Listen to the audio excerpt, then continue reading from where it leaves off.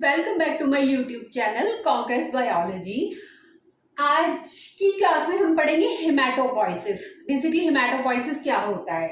So basic definition है, ये वो प्रोसेस है जिसमें ब्लड सेलुलर कंपोनेंट सिंथेसाइज होते हैं और पूरा ब्लड टिश्यू फिर उसके बाद कंप्लीट होता है बनना।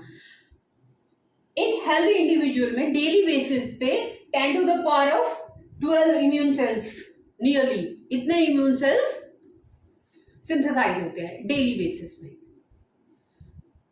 बेसिकली हेमाटोपोइटिक स्टेम सेल्स जो होते हैं, जो मेन सेल होता है, इसी सेल से बाकी के सारे ब्लड कंपोनेंट्स और इम्यून सेल्स बाकी के भी इसी सेल से ही डिराइव होते हैं।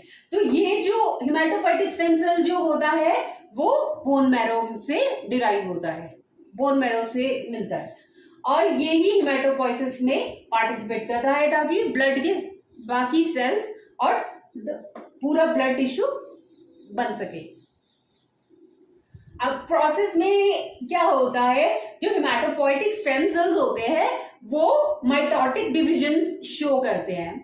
एक सेल हुआ दो में डिवाइड, फिर उसमें से क्या होता है, एक सेल तो हेमाटोपोइटिक स्टेम सेल ही रहता था क्योंकि बहुत सारे चाहिए होते हैं, तो एक सेल तो हेमाटोपोइटिक ही रहता है और दूसरे वाला जो होता है वो डिफरेंशिएट हो जाता है बाकी के इम्यून सेल्स में, जो कि इम्यून सेल्स जैसे कि डेंड्राइटिक सेल्स हो गए, मास्ट सेल्स हो गए और भी जो ईसिनोफिल्स, न्यूट्रोफिल्स वगैरह होते हैं, उस तरीके के सेल्स में एक तो हेमाटोपोइटिक स्टेम सेल ही रहेगा क्योंकि इसको फर्दर और भी सेल बनाने होते हैं, क्योंकि 10 टू द पावर ऑफ 12 तो डेली बनते ही है इम्यून सेल्स की अगर बात की जाए। तो एक तो वैसे ही रहता है, बाकी का जो डिवीजन के बाद, माइटोटिक डिवीजन के बाद जो दूसरा वाला है वो क्या होता है, वो फिर स्पेशलाइज्ड इम्यून सेल्स बन जाता है, उनमें कन्वर्ट हो जाता है। उसके लिए बहुत सारे ग्रोथ फैक्टर्स वगैरह, साइटोकाइंस, इंटरल्यूकिन्स वगैरह वो चाहिए होते हैं, तो वो हम आगे अभी वीडियो में पढ़ेंगे।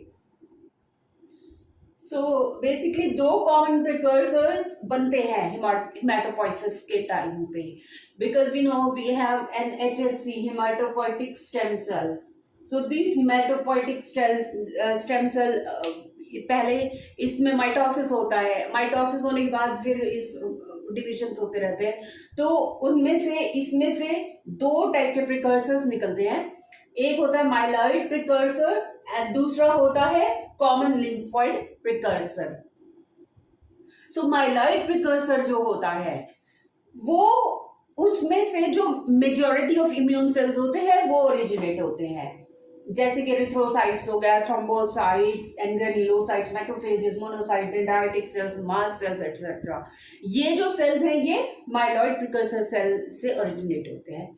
और दूसरा प्रिकर्सर होता है कॉमन लिम्फोइड प्रिकर्सर। ये वाला जो प्रिकर्सर होता है इसमें से टी सेल्स बनते हैं, बी सेल्स बनते हैं और नेचुरल किलर सेल्स बनते हैं। तो यही दो प्रिकर्सर होते हैं जिससे बाकी के सारे सेल्स, मतलब इम्यून सेल्स और ब्लड के सेल्स जो होते हैं वो बनते हैं, लाइक प्लेटलेट्स एंड ऑल। तो अब नेक्स्ट वीडियो में हम अब जो आगे हम इसी वीडियो में देखेंगे कि वो कौन से इंटरल्यूकिन्स होते हैं, स्टेम सेल फैक्टर्स होते हैं और वो कौन से यूनिक ग्रोथ फैक्टर्स या फिर ग्लाइकोप्रोटीन्स होते हैं जो माइलॉइड प्रिकर्सर सेल के को अगर प्रोवाइड कर दिए जाए तो यूनिक टाइप के सेल्स बनाते हैं, राइट? तो late us understand how these cells are originated from their precursor cells. So ये साइट ऑफ हेमाटोपोइसिस होते हैं प्रीनेटल फॉर्म में, लाइक जब मदर के वॉर्म में ही होता है, जो इन्फेंट फीटस बोलते हैं जिसे, जब वो मदर के वॉर्म में ही होता है तब कहाँ पे होता है हेमाटोपोइसिस, और बर्थ के बाद पोस्टनेटल जिसे बोलते हैं, बर्थ के बाद कहाँ पे होता है। So let us understand this. So जब मदर के वॉर्म में ही होता है फीटस, उस टाइम पे पहले 1 मंथ तक जब फीटस जब 1 मंथ का हो जाता है उस टाइम पे प्रिमिटिव एरिथ्रॉइड्स ही बनते हैं, उन्हें आरबीसी ही बोलते हैं। तो वो यॉर्क सैक में बनते हैं। यॉर्क सैक मतलब 4 लेयर्स होती हैं बेसिकली, एलेंटॉइड्स एंड ऑल, तो उनमें से एक होती है यॉर्क सैक। तो यॉर्क सैक में उस टाइम पे बनते हैं जो भी ब्लड सेल्स होते हैं। जब फीटस 2 या 3 महीने का हो जाता है, मदर के वॉम्ब में ही होता है, 9 मंथ के पीरियड में से जब 2-3 महीने हो जाते हैं, तब लीवर हिमेटोपोइसिस करना शुरू कर देता है। हिमेटोपोइसिस जो है वो लीवर में होता है। जब 3-4 महीने हो जाते हैं फीटस को, तब लीवर और स्प्लीन दोनों में होता है। और जब 6 महीने कंप्लीट हो जाते हैं किसी भी फीटस को मदर की वॉम्ब में ही, तब जो बोन मैरो होता है, जो लॉन्ग बोन्स होती है जैसे फीमर हो गया, उसके बोन मैरो में हिमेटोपोइसिस होने लगती है। अब बात करते हैं पोस्टनेटल, लाइक बर्थ के बाद कहाँ पे होता है। तो बर्थ के बाद 17 से 20 साल तक तो बोन मैरो, वही जो बोन मैरो होता है लॉन्ग बोन्स का, फीमर का, वो ही होता है मेजर साइट हिमेटोपोइसिस की। और उस टाइम पे जो टोटल पूल होता है हिमेटोपोइटिक स्टेम सेल्स का, वो बहुत ही, that is very large in number, बहुत बड़ा होता है वो पूल। एंड 20 इयर्स के बाद बोन मैरो जो रिब्स का, स्टर्नम, वर्टीब्रा का, यहाँ पे हिमेटोपोइसिस जो होता है मेन साइट ये हो जाती है हिमेटोपोइसिस की। और 30 to 35 इयर्स की एज अटेन होने के बाद जो टोटल पूल होता है हिमेटोपोइटिक स्टेम सेल्स का, वो थोड़ा सा डिक्रीज सा होने लग जाता है, डिक्लाइन होने लग जाता है।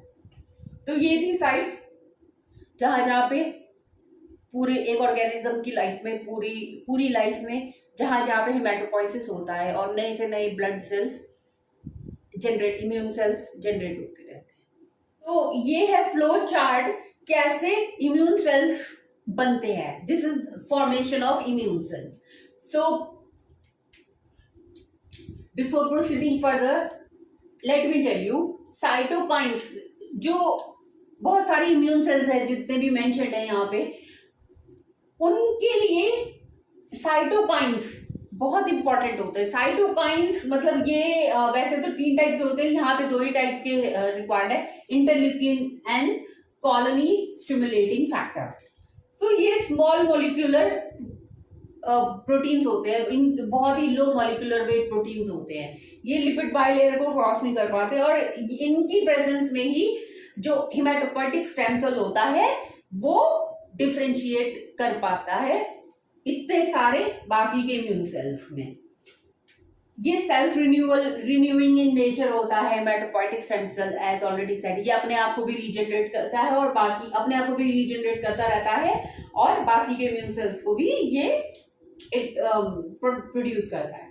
सो CSF कॉलोनी स्टिमुलेटिंग फैक्टर, ये एसिडिक ग्लाइकोप्रोटीन होता है, जैसे कि अभी बताया, ये भी साइटोकाइन ही है।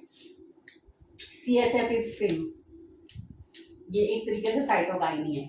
तो अब जैसे पहले अभी डिस्कस किया था, जो हिमेटोपोइटिक स्टेम सेल होता है वो 2 मेन टाइप के प्रिकर्सर्स या प्रोजेनाइटर्स को बनाता है। एक तो होता है माइलॉइड प्रिकर्सर सेल और we can say myeloid progenitor, और दूसरा होता है लिम्फॉइड प्रोजेनाइटर।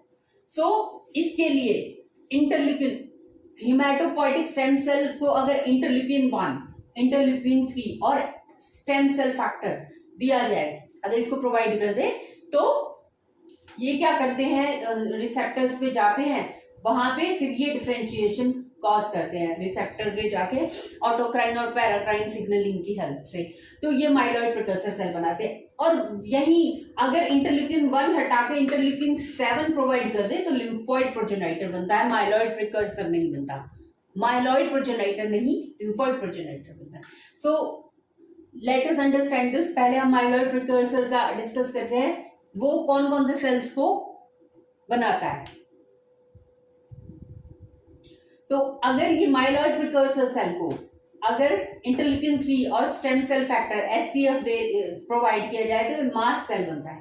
सो बेसिकली एक प्रोजेनाइटर जो सेल है उसकी कमिटमेंट और उसकी फेट इस बात पे डिपेंड करती है कि उसको किस तरीके का मतलब एनवायरनमेंट दिया जा रहा है, किस तरीके के उसे साइटोकाइंस और ग्रोथ फैक्टर्स दिए जा रहे हैं। जैसे कि यहाँ पे है, अगर माइलॉइड प्रिकर्सर सेल को इंटरल्यूकिन 3 और स्टेम सेल फैक्टर दे प्रोवाइड करे, तो वो ऐसे एनवायरनमेंट में वो मास्ट सेल्स में डिफरेंशिएट हो जाता है। लेकिन उसी माइलॉइड प्रिकर्सर सेल को अगर इंटरल्यूकिन 3 और एससीएफ के साथ साथ अगर ईपीओ मींस एरिथ्रोपोइटिन, ये एक तरीके का हार्मोन होता है जो आरबीसी दैट मींस एरिथ्रोसाइट्स को बनाने में हेल्प करता है, और GMCSF means granulocyte macrophage colony stimulating factor, ये वही है कॉलोनी स्टिमुलेटिंग फैक्टर, मतलब वो एक तरीके के साइटोकाइंस है। अगर ये चारों फैक्टर्स दे दे माइलॉइड को तो वो मास्ट सेल की बजाय वो एरिथ्रोसाइट बना देगा। सो बेसिकली जो इनकी फेट होती है, इनकी जो कमिटमेंट होती है कि वो आगे जाके क्या बनाएंगे, कौन किस तरीके का इम्यून सेल बनाएंगे, वो इस पे डिपेंड करता है उसको किस तरीके के हम ग्रोथ फैक्टर्स और साइटोकाइंस से है। और अगर इसी माइलॉइड प्रिकर्सर सेल में को अगर IL-3 interleukin 3 stem cell factor thrombopoietin, यहाँ पे एरिथ्रोपोइटिन था, ये TPO इज थ्रोम्बोपोइटिन, और GM-CSF प्रोवाइड करे तो थ्रोम्बोसाइट बना देगा। ऐसे ही अगर इसे IL-3 SCF और GM-CSF दे दे तो ये माइलोब्लास्ट बना देगा। अब माइलोब्लास्ट क्या होता है? माइलोब्लास्ट फर्दर 4 तरीके के इम्यून सेल्स को ये प्रोड्यूस करता है, डिपेंडिंग अपॉन इसे किस तरीके के ग्रोथ फैक्टर्स और इंटरल्यूकिन्स हम प्रोवाइड कर रहे हैं। सबसे पहले हम देखेंगे न्यूट्रोफिल्स। न्यूट्रोफिल जो माइलोब्लास्ट है वो न्यूट्रोफिल कब बनाएगा? जब उसको इंटरल्यूकिन 3, इंटरल्यूकिन 6, SCF और G granulocyte colony stimulating factor which is GCSF इसको प्रोवाइड करेंगे तो ये न्यूट्रोफिल बना देगा, न्यूट्रोफिल में डिफरेंशिएट हो जाएगा। If we provide it with interleukin 3, interleukin 6, SCF and GCSF, तो सेम ये बेसोफिल्स बनाएगा। और अगर इसे इंटरल्यूकिन 3, इंटरल्यूकिन 5, SCF और GCSF प्रोवाइड करेंगे एनवायरमेंट, ऐसे एनवायरमेंट में अगर इसे ग्रो कराएंगे तो ये ईसिनोफिल्स बनाएगा। और अगर इसे इंटरल्यूकिन 3 और स्टेम सेल फैक्टर प्रोवाइड करेंगे तो मोनोसाइट्स बनाएगा। फर्दर अब जो मोनोसाइट्स होते हैं, अगर इसको MCSF दे दे, मोनोसाइट्स जो होते हैं 2 तरीके के सेल्स को प्रोड्यूस करता है, डिफरेंशिएट हो जाता है। एक है मैक्रोफेजेस और दूसरा है डेंड्राइटिक सेल्स। बेसिकली मैक्रोफेजेस कुछ नहीं, मोनोसाइट्स ही मैक्रोफेजेस होते हैं। बस मोनोसाइट्स इन्हें तब कहते हैं जब ये ब्लड में हो, और जब ये टिश्यू में हो तो इसे मैक्रोफेजेस बोल देते हैं। तो इसको अगर MCSF दे दे तो वो टिश्यू में जाके मैक्रोफेजेस बना लेगा। और दूसरा सेल होता है डेंड्राइटिक सेल्स, ये टिश्यू और ब्लड में इसको बन जाता है। अगर मोनोसाइट को MCSF प्रोवाइड कर दे तो डेंड्राइटिक सेल्स को बना। So that was about myeloid precursor और माइलॉइड प्रोजेनाइटर। सो उससे इतने सारे सेल्स बनते हैं बेस्ड ऑन उसको क्या प्रोवाइड कर रहे हैं। Now lymphoid progenitor. So as already said, अगर हिमेटोपोइटिक स्टेम सेल को इंटरल्यूकिन 3, इंटरल्यूकिन 7 और SCF अगर प्रोवाइड करें, ऐसे एनवायरनमेंट में अगर इसे ग्रो कराएं तो वो बनाएगा लिम्फोइड प्रोजेनाइटर। अब lymphoid progenitor further T cells जो कि एडेप्टिव इम्यूनिटी में बहुत ज्यादा इंपॉर्टेंट रोल प्ले करते हैं, टी सेल और बी सेल दोनों, इन दोनों को ओरिजिनेट प्रोड्यूस करता है। अगर इसे इंटरल्यूकिन 3, इंटरल्यूकिन 7 और SCF प्रोवाइड करे, ऐसे एनवायरनमेंट में ग्रो करवाए तो टी सेल्स जो फर्दर साइटोटॉक्सिक टी सेल्स और जो भी हेल्पर टी सेल्स वगैरह बनाते हैं, बी सेल्स जैसे मेमोरी बी सेल्स वगैरह बी सेल्स बनाता है।